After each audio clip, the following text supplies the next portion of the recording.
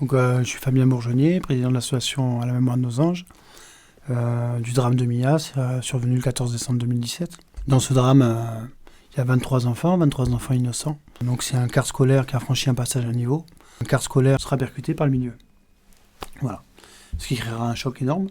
Il y a eu 6 enfants décédés, 4 morts sur le coup, 2 malheureusement décéderont quelques jours plus tard, et 17 blessés, traumatisés. Les enfants ont été complètement détachés dans ce car.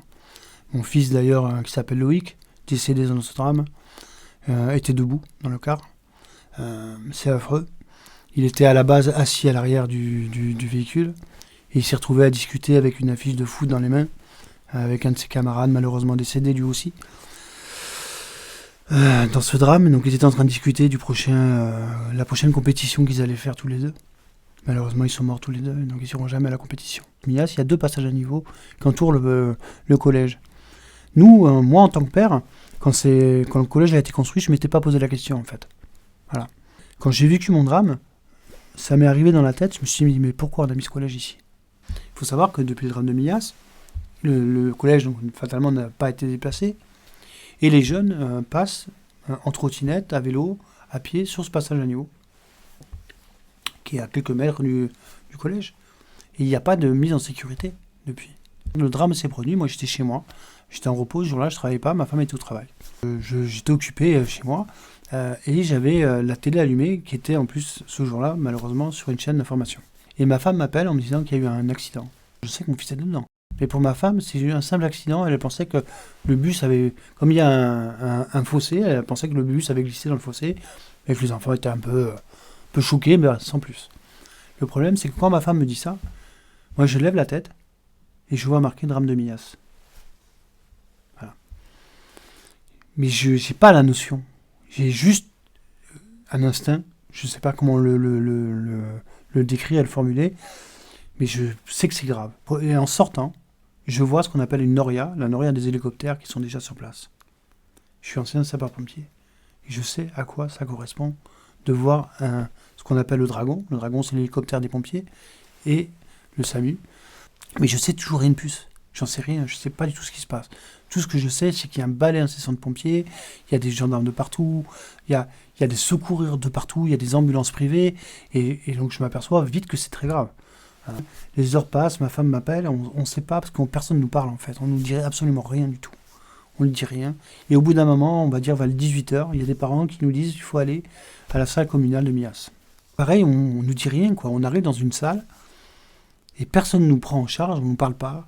On rentre dans cette salle, on se retrouve là, les familles, et là il y a des caméras de partout, il y a des pompiers, il y a tout. Il est 18h, le drame a eu lieu à 16h07. Et encore une fois, je suis ancien sapeur-pompier, et c'est dans mon village. Et là, je trouve mon chef de centre, qui est là. Je vais le voir, et je lui dis, Christophe, qu'est-ce qui se passe ? Et il me prend dans ses bras, et il pleure. Il me dit, ça va bien se passer, mon petit. À ce moment-là, je comprends que mon fils est mort. J'ai été 10 ans pompier. C'était mon chef de centre. Il m'a formé, il m'a appris le rudiment d'un pompier. Il m'a appris l'éthique d'un pompier. Il m'a appris comment agir en tant que pompier. Et il m'a formé. Et il m'a jamais appelé mon petit sur une intervention. Il n'y a pas de psy, il n'y a rien. Il n'y a pas de cellule, il n'y a aucune prise en charge. Voilà. Et là, à 20h, on a l'adjoint du directeur du SDIS qui vient nous voir et qui commence à nous dire qu'il y a des décédés, fatalement, et des blessés qu'il faut les rejoindre. Voilà. Et il a une liste devant, et il écorche les noms, comme ça. Et au bout d'un moment, il dit, ceux que j'ai pas appelés, il faut aller à Perpignan. Donc on se tape une vingtaine de kilomètres, à 20h, 20h30, pour aller rejoindre les urgences de l'hôpital de Perpignan. Il y a une salle où on entend absolument tout ce qui se passe, tout. Et on nous fait rentrer un par un dans cette salle, et on doit montrer une photo de notre enfant pour l'identifier. Ce qui est normal, parce qu'on ne peut pas comprendre. 5 ans plus tard, on comprend pourquoi, mais sur le moment, on ne comprend pas. Et, les murs sont des feuilles de cigarettes. Donc on entend absolument toutes les questions que les parents posent. On n'a aucune intimité. Donc on est une quinzaine de familles, donc ça fait un brouhaha, ça fait du bruit. Les minutes passent comme des heures. Et puis, en fait, le gars qui a cette liste, il arrive, allez, on va dire toutes les demi-heures, à peu près, j'en sais rien dans le temps. Et il demande à chaque fois 5 enfants. 5, pas un de plus, pas un de moins, 5. Et ça, c'est les blessés qui le demandent. Et puis au bout d'un moment, il arrive en demandant les groupes sanguins aussi. On va arriver au moment où il nous reste que 5 familles, sachant qu'il y a 4 décédés. Donc on demande une première famille. Et là, on entend l'annonce. On entend tout. Tout. Et on entend la mère pleurer. On entend la mère hurler. Ma femme me prendra les mains, tellement fort que presque elle m'a cassé les mains. Et elle me dit, pas nous. Je sais que mon fils n'est plus là. Et on nous appelle. Et il nous regarde, il nous dit, il faut vous asseoir. Je lui dis non, je ne m'assierai pas. Il me dit, bah c'est pas grave, il est mort, c'est fini. Pas d'autre explication. On ne peut pas dire à un père ou à une mère, vas-y assis-toi, ton fils est mort. C'est pas possible. Non. Mais je vous ai dit tout à l'heure, on était 5. Qu'est-ce qu'il fait le 5e? Il ne sait pas si son fils il est mort ou il est vivant. Et lui, il a entendu les 4. Il ne sait pas s'il n'y a pas un 5e décédé à ce moment-là. Sauf qu'à lui, on lui dit, votre enfant, il a un gros traumatisme crânien. Peut-être il va mourir, peut-être pas. C'est la loterie. Donc je suis là, assis, il pleut. Je suis 50 cigarettes par minute. La femme sort et elle me dit, on va chercher mon fils. Sauf que notre fils, il est à Montpellier, il est à 200 et quelques kilomètres de chez nous. Parce que l'unité judiciaire est à Montpellier, donc c'est là-bas où il y a l'autopsie qui se déroule. Donc, il faut aller chercher les affaires pour notre enfant parce qu'il faut l'habiller. Il ne faut pas le laisser nu, il ne faut pas le laisser comme ça. Donc on retourne à Saint-Félieu, là où on habite, et personne ne nous prend en charge, on n'a pas d'accompagnant, on n'a rien. Et on retourne nous-mêmes. Je pense que j'étais à plus de 200 km sur la route et j'étais en danger public. J'avais pas de notion, j'avais plus de notion de rien, ma femme non plus. Et on se regarde, on dit il faut le dire à nos enfants. J'ai un petit garçon de 14 ans et une petite fille de 6 ans. On ne sait pas quoi faire, on ne sait pas quoi leur dire en fait. On ne sait absolument rien. Et on va les réveiller. On va pleurer. On ne comprend pas spécialement de gants. Je ne sais pas comment le dire. En tout cas, je sais que aujourd'hui, 5 ans après, je sais qu'on a mal fait les choses. Ah non, quelle est la vraie solution, je ne sais pas. Et là, on va à la Péronie, parce que mon fils était à la Péronie, à Montpellier. Les autres familles arrivent aussi. Parce que on est 4, hein. Donc il y a 4 enfants décédés, hein. Donc les autres arrivent.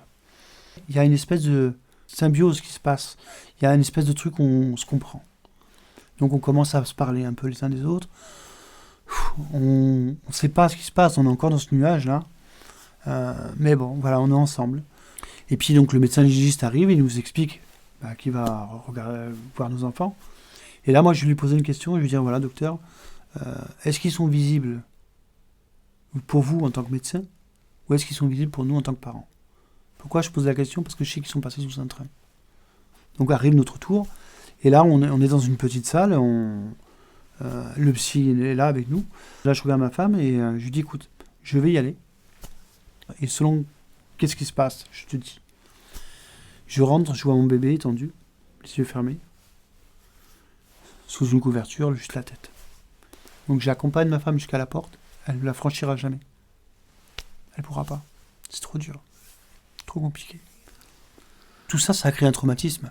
Ça a créé un traumatisme pour mes enfants, ça m'a créé à moi un traumatisme et à ma femme. Et le problème, c'est que depuis mon drame, j'ai du mal à, moi, reprendre un train.